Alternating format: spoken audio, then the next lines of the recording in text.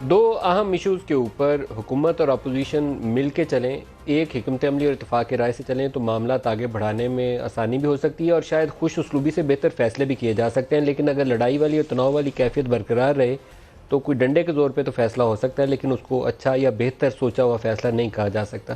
لیکن right now situation کچھ ایسی نظر آتی ہے کہ اپوزیشن والے کہہ رہے ہیں کہ حکومت جانے والی ہے، کل کی جاتی ہے آج ہی جائے گی، اور پرائم منسٹر کہہ رہے ہیں کہ یہ تو حلوہ کھانے والے ہیں، اس لیے یہ سارے اس طرح کے بیانات دے رہے ہیں. اس سے لگتا نہیں ہے کہ چیف الیکشن کمشنر جس کی ریٹائرمنٹ سر کے اوپر کھڑی ہے یا نئے ممبران کی تقرری ہے اس کے اوپر اتفاق رائے ہو، یا آرمی چیف کی مدت کے حوالے سے جو بھی قانون سازی کرنی ہے، نیا آرمی چیف آپ نے لگانا ہے، مدت کا تعین کرنا ہے، ٹینیور اس کا کانسٹیٹیوشنل امینڈمنٹ سے ہونا ہے یا لا سے ہونا ہے، اس کے اوپر کسی نے فیصلہ تو کرنا ہے. پارلیمان میں بیٹھ کے قومی اسمبلی اور سینٹ ووٹ ڈالے گی تو تب بھی فیصلہ ہوگا، اور سادہ اکثریت مشکل سے پوری ہوتی ہے. قومی اسمبلی میں پی ٹی آئی کی سینٹ میں ہے ہی نہیں ہے تو سازی بھی نہیں ہو سکتی، اور کانسٹیٹیوشنل امینڈمنٹ تو چھوڑ ہی دیں.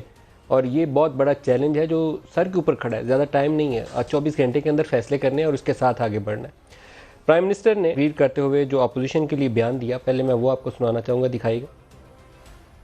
مافیا کو ڈر لگا ہوا ہے کہ 30 سال سے وہ یہاں اس ملک میں حلوہ کھا رہے تھے. اب ان کو ڈر یہ لگا ہوا ہے کہ یہ کامیاب اگر ہو گئے تو ہماری دکانیں بھی بند اور ہمارے پیسے بھی پکڑے جائیں گے. جس طرح انہوں نے ملک کو لوٹے وہ بھی پکڑا جائے گا. اس لیے پوری سازش ہے، ملک گرانا ہے جی، ملک خطرے میں ہے جی، یہ یہاں آئے الیکشن کمیشن جی وہ ڈسکوالیفائی ہو جائے گی پارٹی. ادھر سے نکلے سارے خوش ہو گئے کہ اچھا جی عدلیہ میں اب چلے گئے، اب گئی پارٹی یعنی گورنمنٹ اب گئی. یہ سارا مافیا ہے.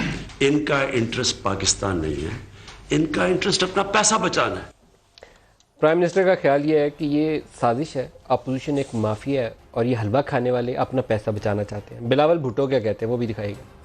جو حکومت آج تک 15 مہینوں تک ایک بل، ایک قانون سازی نہیں کر سکے، اگر یہ آئینی ترمیم ہونا ہے تو مجھے تو بڑا مشکل لگ رہا ہے. جس طریقے سے ہمارا وزیر اعظم چل رہا ہے، میں سمجھتا ہوں کہ پہلا ہمارا نیا وزیر اعظم ہوگا، پھر کافی آئینی ترمیم آئے گی.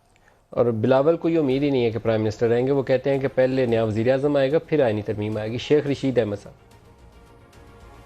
یہ سادہ اکثریت سے چیف آف آرمی سٹاف جناب قمر جاوید باجوہ صاحب کی ایکسٹینشن ہو جائے گی. اگر سادہ اکثریت سے نہ بھی ہوتی، ایکٹ آف پارلیمنٹ جو ہے وہ سادہ اکثریت سے 243 ہو سکتا ہے. لیکن اگر اس کی کانسٹیٹیوشنل ڈیمانڈ ہوتی پھر بھی تمام پارٹیاں متفق ہیں قمر جاوید باجوہ 3 سال کی ایکسٹینشن دینے کے لیے. کسی ایک پارٹی کو بھی میری نظر سے یہ نہیں گزرا کہ اس کو اس پر اعتراض ہو.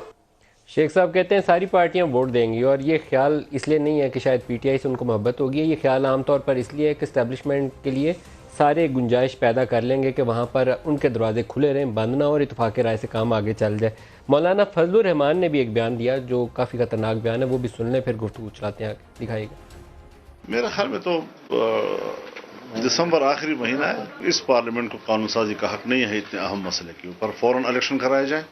6 مہینے کے اندر ہم نیا پارلیمنٹ لا سکتے ہیں، نئی اسمبلیاں لا سکتے ہیں، اور قوم کے حقیقی نمائندے وہی حقیقی طور پر اس حوالے سے کوئی رائے قائم کر سکیں.